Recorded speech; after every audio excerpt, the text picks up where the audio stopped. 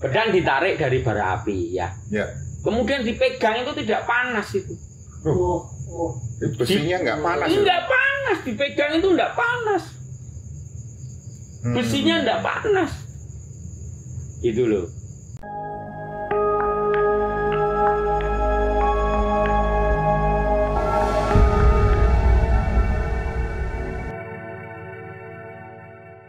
Kembali bersama Om Sajen. Kali ini ada kiriman cerita dari Konco Sajen. Konco Sajen. Cerita Konco Sajen, apa ceritanya? Saya juga belum tahu. Silakan Om Sajen. Siap. Ini kirimannya dari Konco Sajen. Ya. Ya, itu perihal pandai besi. Pandai besi. Ya, pandai besi itu kalau di kultur apa namanya Jogja, Jawa ini ya. Jawa ini tukang dandani alat-alat yang dari besi. Tukang nyervis atau membuat. Ya, itu seperti pacul, parang, ya, terus kemudian peso, ya sejenis seperti itulah. Baik dia membuat dari baru maupun servis. Memperbaiki kalau ada parang yang tidak tajam, dia perbaiki. Atau pacul yang gempil itu cuil. Ya. Iya toh? Ya, kalau pamannya pas macul kena batu kleng gitu kan, terus ada cuil, ada retak itu ke pandai besi ya.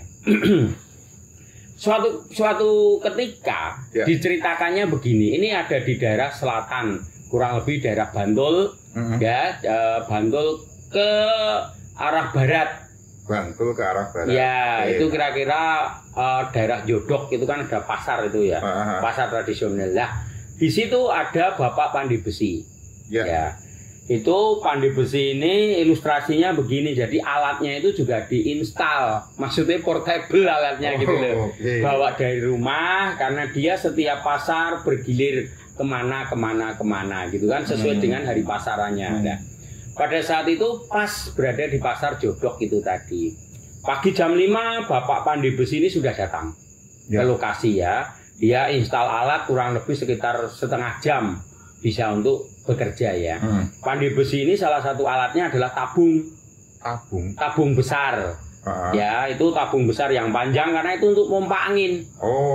Ya, itu dibuat dari pohon jambe.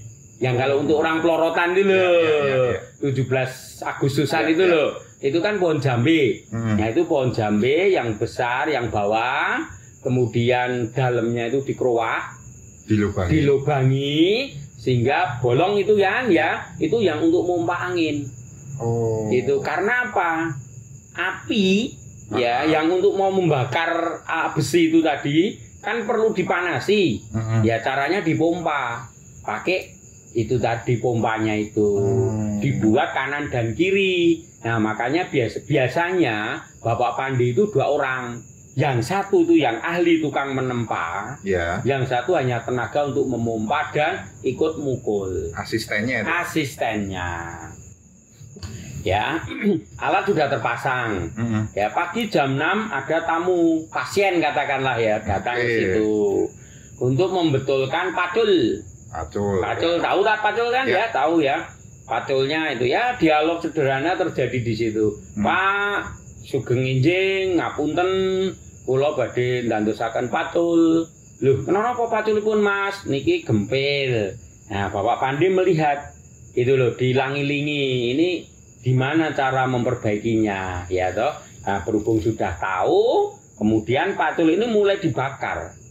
Dimasukkan ke api, ke bara. Ya, itu pakainya arang. Ya toh. Jadi di salurannya udara yang untuk pompa itu dimasukkan ke tungku.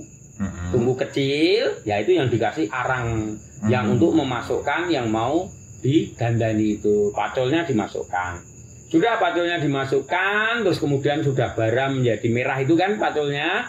Kemudian ditempa sama mereka untuk diratakan lagi, mengejar mana yang keruak itu tadi biar lebih sempurna. Ya, ceritanya begitu ya. Sudah selesai sempurna, dikikir, dihalusin lagi menjadi tajam.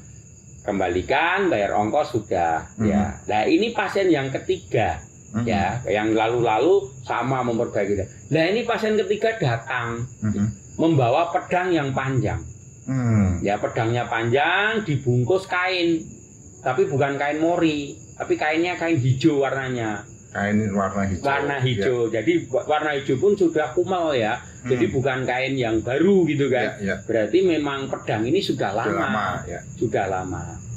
Kemudian dia bilang, "Ntar ini rotok suasananya dan rotok enak ini." Dia bilang sama Pak Pandi ini, "Pak, mohon maaf, saya mau memperbaiki pedang. Karena apa? Ujungnya pedang ini cuil, sehingga pedang ini tidak lancip. Ya, bahasa Jawanya ya tidak runcing gitu loh. Alias bujel kalau bahasa Jawanya bujel ya, tapi itu tidak runcing."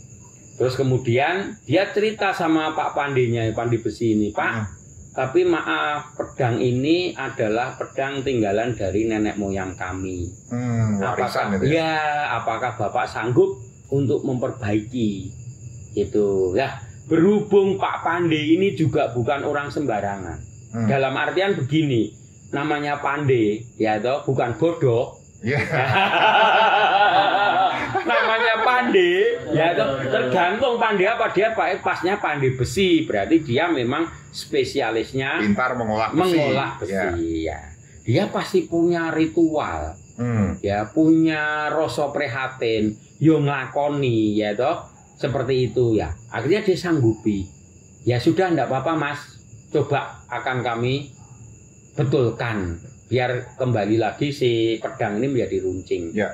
Akhirnya pedang diserahkan kepada Pak Pandi besinya, ya. Pak Pandi besinya itu sudah terasa kalau pedang ini mempunyai aura gaib.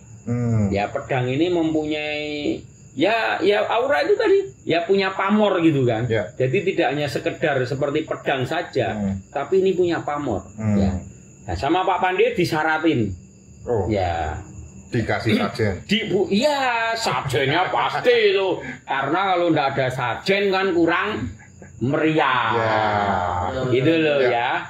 Kemudian disajeni ya. Dalam sajenin itu dia punyanya rokok. Ya. Nah, si pedang ini diwur-wuri rokok sama Mbah Pandi tadi. Ditaburi rokok sama tukang Pandi tersebut sambil dijawab. Sambil dijawab gitu loh. Ya. Pedang, aku arep ngapik-apik kowe. Pedang, saya mau memperbaiki kamu. Ya toh. Kalau ada isinya, ya, tolong semingkir si dhisik. Jadi tolong minggir dulu. Ini saya perbaiki. Ya. Saat itu sudah cukup mantra seperti itu atau jawabnya seperti itu. Ya. Akhirnya Pak Pandi besi mulai bekerja, pedang dimasukkan ke dalam bara api, ya toh, anak buahnya memompa. Biasanya 10-20 kali pompa itu sudah membara. Ini sama sekali tidak mau membara si pedang ini. Jadi tidak mempan, dibakar ini tidak mau membara si pedang ini. Jadi kayak panasnya kurang gitu ya? Kayak panasnya kurang, padahal arengnya sudah membara semua. Itu loh, itu. Nah, akhirnya dicoba lagi, ya. Masnya yang memperbaiki itu juga ada di sampingnya. Dia ikut mengawal. Itu loh.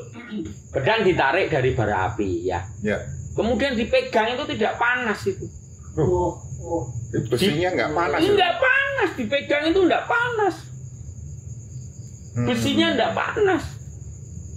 Itu loh. Nah, ini cerita ini sebetulnya mirip. Ya, ada kawan saya dokter gigi.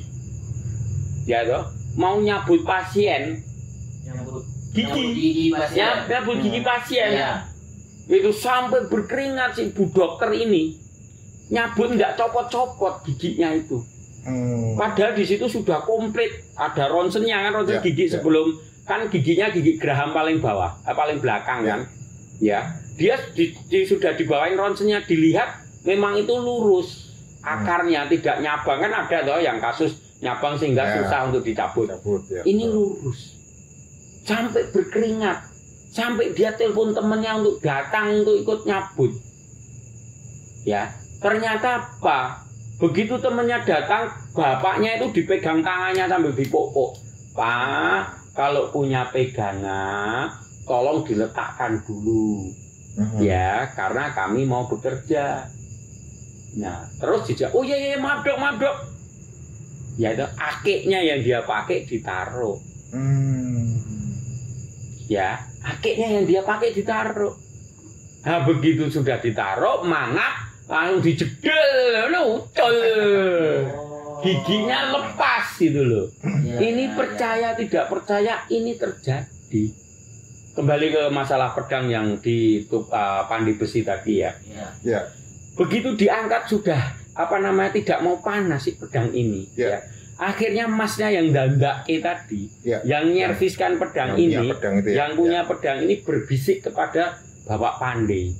Ya toh, Pak, tolong ya kainnya jangan dilepas. Tetap dibuletkan di pegangan pedangnya. Kain pembungkusnya tadi. Kain pembungkusnya yang lucuh itu tadi sama Pak Pandinya disingkirkan, dilepas. Itu loh.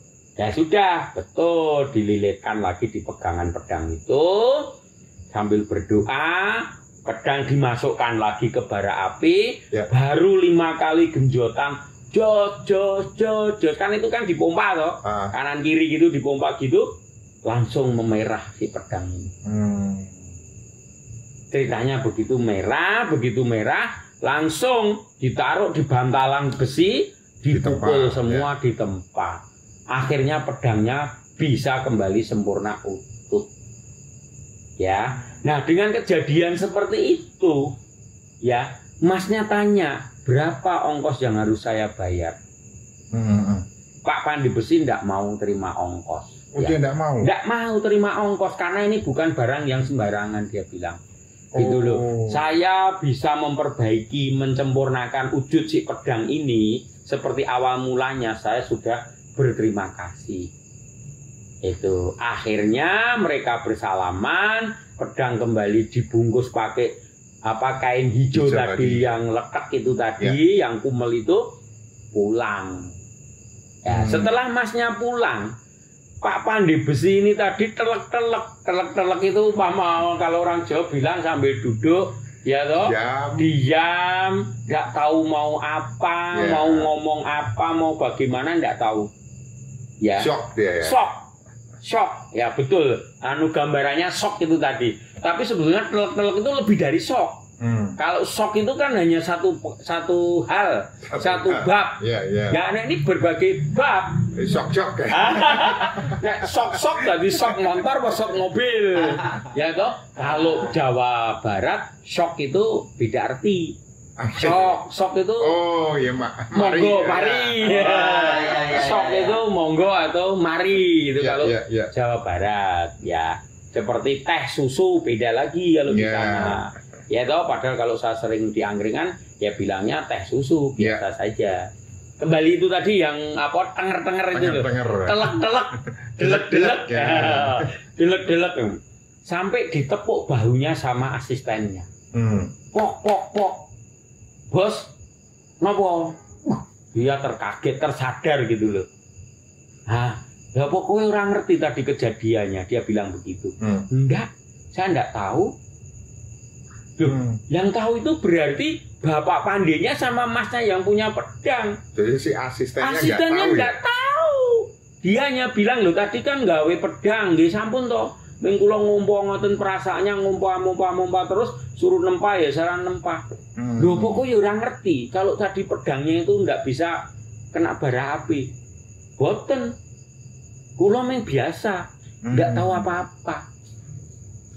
Itu ceritanya. Itu makanya yang shock adalah Pak Pandi Besinya, asistennya tidak.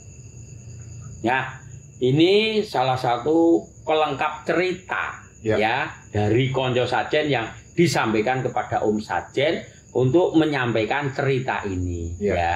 Ya, dari cerita itu kan kita bisa menyimpulkan ya. Namanya barang lama ya. Ya namanya barang lama itu bisa dikatakan pasti ada seratenane, ya ada sesuatunya ya. Nah sesuatunya itu ya harus dijawab dengan sesuatu, ya tidak bisa dijawab dengan sembarangan. Ya itu pertama kita akan lebih waspada dalam segala hal, dalam bekerja kita pasti waspada. seperti apa yang dokter gigi nyabut gigi tidak berhasil itu tadi karena bapaknya memakai sesuatu ya.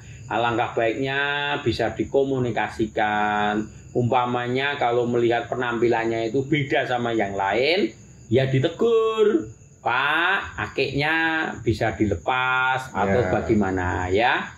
Itu tambahan saja dari Om Sajen ya. Mungkin Konco Sajen yang di sini apa yang mau disampaikan, ditanyakan? Gini Om, saya itu pernah lihat juga Om di tukang pandai besi. Pandai besi ya. Nah, saya itu ada setengah hari itu Om di situ. Ya.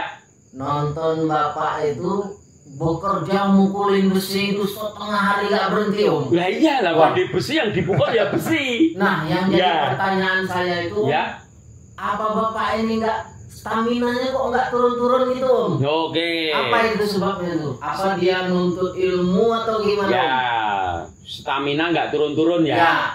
Ya dia makannya ya bergizi kok.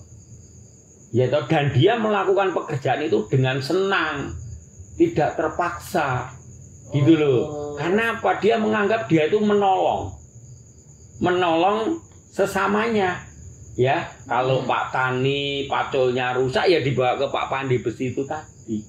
Gitu loh. Jadi kalau melakukan pekerjaan dengan senang hati, dengan sukacita, ya, dan dilandasi saling menolong itu tadi, energinya keluar semuanya. Tidak merasa capek dia. Tidak merasa capek. Padahal palunya besar kok itu. Ya. Dan apa? Pasti di dekat bara api, panas. Oh, betul. Ya toh, bekerja di panas ini butuh energi yang ekstra. Karena apa? Pasti dehidrasi. Ya kan panas. Makanya kenapa Bapak Pandai Besi itu selalu minumnya air kelapa muda. Dan dia membawa gula aren. Jarang dia minum kopi atau teh, itu jarang. Oh gitu. Pak Pandai rahasianya itu. Gitu loh. Ya, air kelapa ini sekarang dikemas. Ya, jadi hidro apa itu tuh?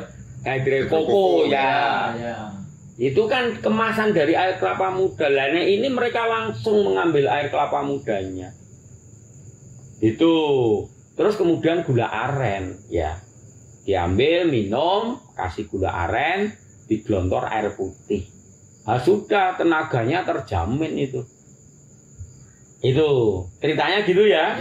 Ya. Berarti kalau kita melakukan sesuatu ya dengan hati yang riang bergembira, ya dengan niat yang lurus, hasilnya pasti luar biasa. Ya, itu tadi cerita dari Konco Sajen Pandai Besi. Pandai Besi. Ya. Apapun profesinya, dijalani dengan baik, pasti hasilnya optimal. Ya. Terima kasih untuk Konco Sajen yang sudah setia menikmati cerita kami. Siap. Semoga Konco Sajen selalu sehat dan bahagia. Sakjane biyen ngopo.